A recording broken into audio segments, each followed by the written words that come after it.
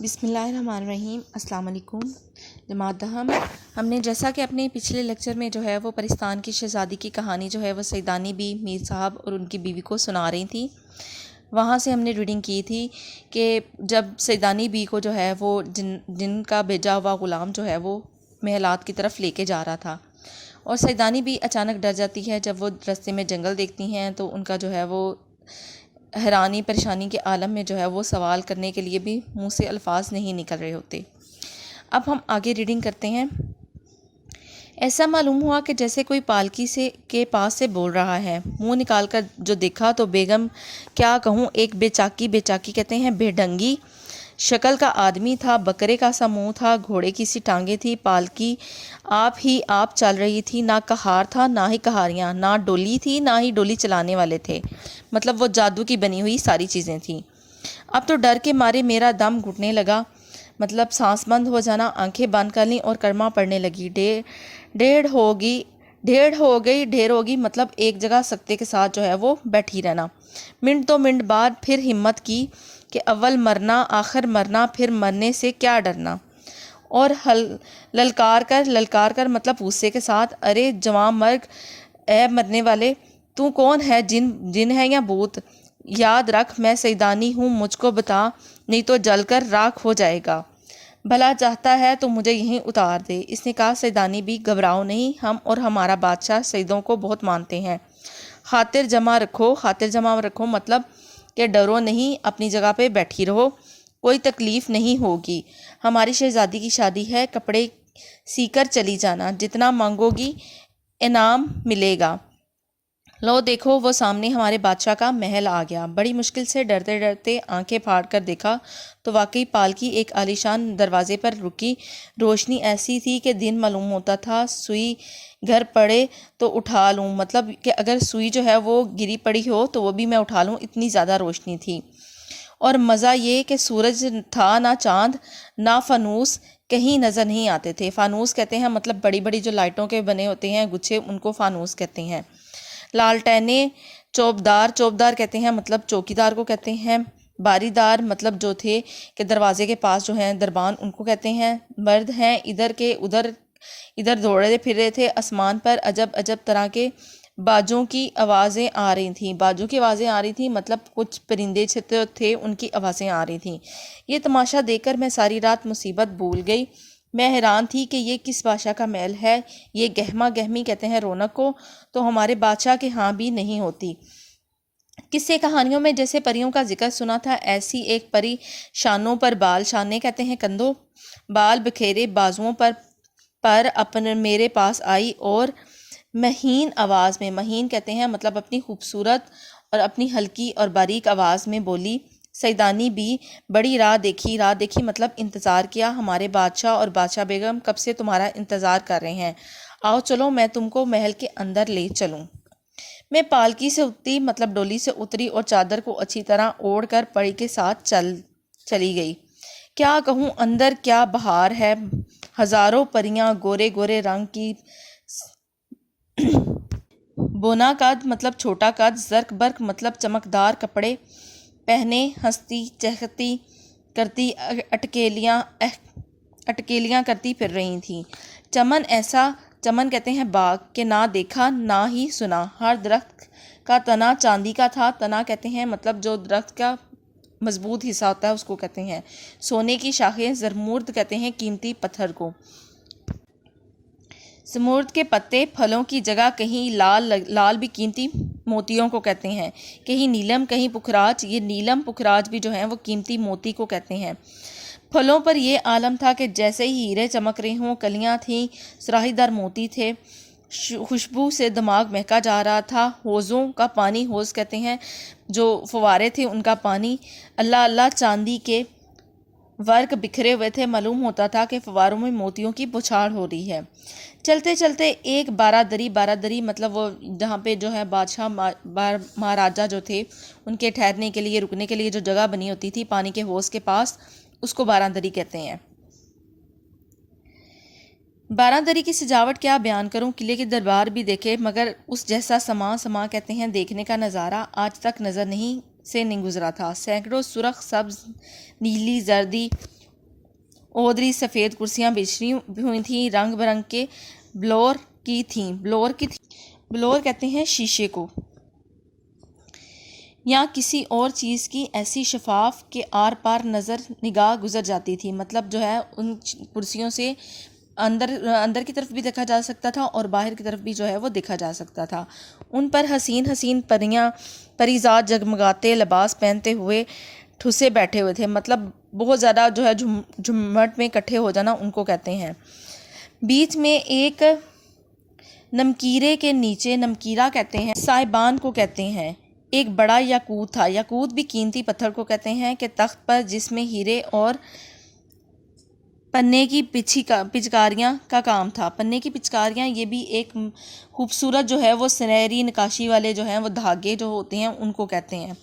बादशाह और बादशाह बेगम अजीब शान से बैठे थे। बादशाह बेगम के पहलू में एक लड़की कोई 14-15 बरस की थी, चेहरा जैसे 14वीं का चांद, जुल्फ़ें खुली हुई, जुल्फ़ें कहते हैं बालों को, कई रंग के पर और ऐसी चमकदार आंखें नहीं ठहरती थीं। सर पर नीम ताज रखी हुई थी, मतलब छोटी सी ताज उसने पहनी हुई थी, और तीनों की पोशाकें, मतलब जो पहनने वाला लिबास है, एक रंग का ही था। तो बताओ, घड़ी में 4-4 रंग बदलती थीं। मैं आगे तो बढ़ गई, घड़ी में मतलब हर 2 मिनट बाद 3 मिनट बाद जो है उनका रंग जो है वो बदल जाता था। मैं आगे तो बढ़ गई मगर हाथ पांव कांप रहे थे, डर से नहीं, हैरानी से कि या अल्लाह ये कौन लोग हैं, मैं जाग रही हूँ या ख्वाब में, ये परिस्तान की सैर है, और अगर जागते में कोई परी याद दियो मुझे यहाँ से उड़ा लाए तो देखिए घर उल्टा जाना भी होता है या नहीं। इसी सोच में तख्त के पास पहुँच गई। बादशाह मेरी घबराहट देखकर मुस्कुराए और बादशाह बेगम ने मुझसे कहा, आओ सैदानी भी आओ, मिजाज तो अच्छा है, मैंने सुना है कि रास्ते में तुम डर गई थी। मैंने बोली, हुजूर को दवा देती आई हूँ। हुजूर, डरना कैसा? हुजूर को दुआ देना मतलब अल्लाह का नाम लेना और नबी करीम सल्लल्लाहु अलैहि वसल्लम को याद करना। वो तो अल्लाह ताला ने मदद की, नहीं तो जान निकलने में कसर ही क्या रह गई थी। सदके मौला के नाम के बादशाह और सारे दरबारी सरू कद खड़े हो गए। सरू कद मतलब लंबे कद वाले। और बादशाह फरमाने लगे, सैदानी भी, तुम जानती हो हमारे यहाँ इस नाम की कितनी इज्जत है।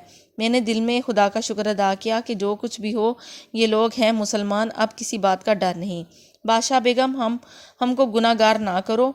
एक कुर्सी की तरफ इशारा करके बोली, बैठ जाओ। हाँ, तुम डरी क्यों थी? मैंने कहा, सरकार, डरने की बात क्यों ना थी। एक अकेली, दूसरी सुनसान मतलब वीरान जगह, जंगल, फिर जो मेरे साथ था, इसकी सूरत ऐसी डरावनी कि मेरे ओसान जाते रहे कि मेरे जो हैं वो हवास जो हैं वो जाते रहे। ये सुनकर शहजादी खूब हंसी और बोली, अम्मा बेगम, बकर गधा बड़ा शरीर है, शरीर मतलब शरारती है, इसने कहीं अपनी शक्ल दिखा दी होगी। अब मेरे पेट में फिर होल उठने लगे, मतलब जो है घबराहट से, जो है वो परेशानी से पेट में गड़बड़ शुरू हो जाना। ये सारी सूरतें भी नकली ना हों। और बोला, चारों तरफ देखने लगी। बादशाह बेगम समझ गई कि शहजादी की बातों से सैदानी के दिल में हमारी सूरतों की तरफ से कुछ शुबा हो गया है। शुबा मतलब शक हो जाना। वो मुस्कुरा कर बोली, सैदानी भी, डरो नहीं, हमारी सबकी शक्लें असली हैं। परीज़ादों की सारी ऐसी ही खूबसूरत शक्लें हैं जैसी तुम देख रही हो। मेरी लड़की सहेल पड़ी ने जिसका जिक्र किया है वो जिन है, और जिन अलबत्ता वज़ा और शक्लों से मुख्तलिफ होते हैं। वज़ा मतलब देखने दिखाने में। खातर जमा रखो, तुम्हारे सामने कोई जिन भूत दियो बुरी सूरत में नहीं आएगा, मतलब अपनी असली हालत में नहीं आएगा। इतने में खानों के ख्वान उतरने लगे, मतलब दस्तरख्वान बिछा और तरह तरह के खाने आने लगे। खासा चुना गया खाना क्या था? अल्लाह ताला की कुदरत का करिश्मा। एक एक बालशत के पौधे, फलों के बालशत कहते हैं, बड़े बड़े थालों को कहते हैं बालशत, जिसमें फल आए थे, फूलों से लदे हुए सामने पड़े हुए थे। खुशबू की लिपटियाँ आ रही थीं। मैंने खाती क्या, ना किसी किस्म की रोटी थी, ना सालन था, पुलाव था, ना जर्दा। हक्का बक्का मतलब परेशान रह जाना। एक एक का मुंह देखने लगी। बादशाह बेगम मुस्कुराकर बोली, सैदानी भी, देखती क्या हो, खाती क्यों नहीं? ये परिस्तान का खाना है, तुम मेहमान हो, हाथ बढ़ाओ और भी खाएंगे। मैंने कहा, सरकार, कोई खाने की चीज़ हो तो खाऊं। ये तो नगोड़े, मतलब अल्लाह मारे दरख्त हैं, और इनमें जो फल फूल लगे हैं जो अल्लाह मारे सचमुच के नहीं दिखाई देते। शहजादी ने अल्हड़ कहते हैं, मतलब हाथ बढ़ाते हुए या अकड़े हुए लहजे में मेरे इस कहने पर एक फरमाइशी कहका लगाया। मतलब انہوں نے شرارت کی اور وہ ہنسی۔ سیدانی بھی جیسا سنا ہے کہ آدم زاد مطلب جو انسان ہے بڑا بھولا ہوتا ہے، تمہیں ویسا ہی پایا ہے۔ تم اللہ کر کے کوئی پھل توڑو اور کھاؤ، تم جس کھانے کا دل میں خیال کرو گی وہی مزہ آئے گا۔ بیگم یقین مانو ایک زرد جو پھل توڑ کر منہ میں رکھا، کیا کہوں، دلی میں تو کسی نے ایسے ذائقے کا بونٹ پلاؤ کھایا نہ ہوگا۔ میر صاحب کی بیوی بونٹ پلاؤ جو گھر میں چھوڑ کر گئی تھی وہی پہلے یاد آیا۔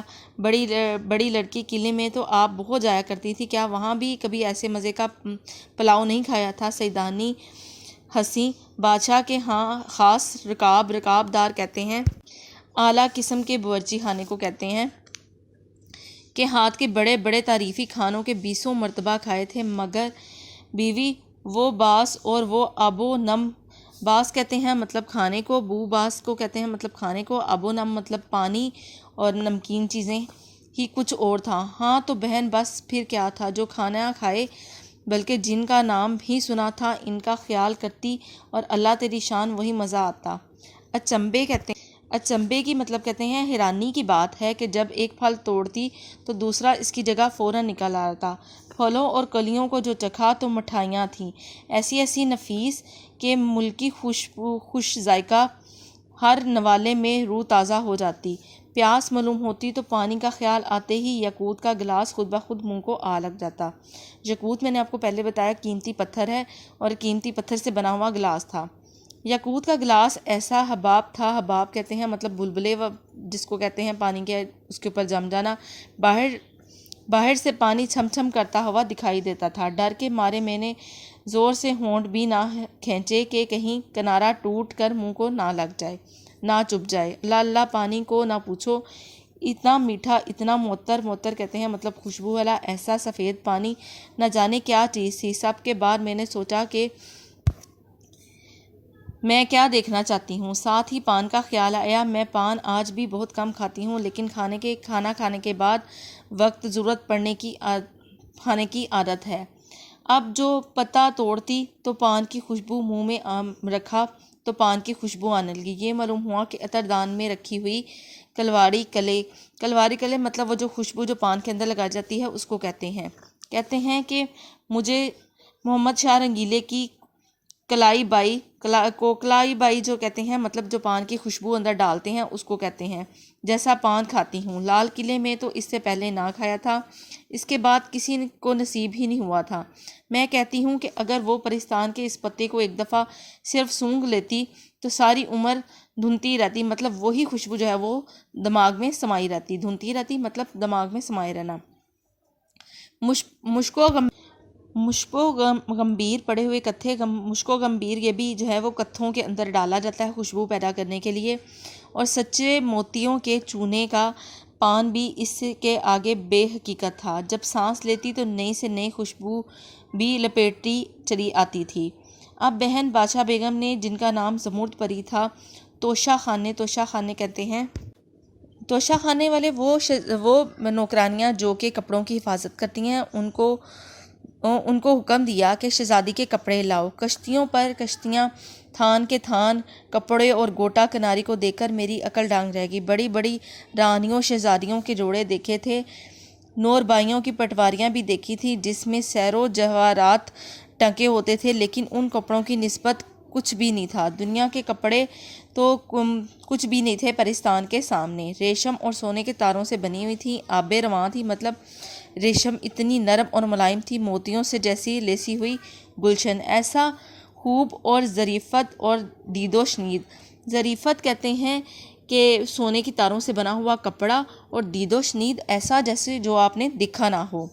اش کرنے مطلب اس کی تعریف کرنے کو دل کرتا۔ رنگ برنگ کی جوہرات کی لڑیاں موجود تھیں۔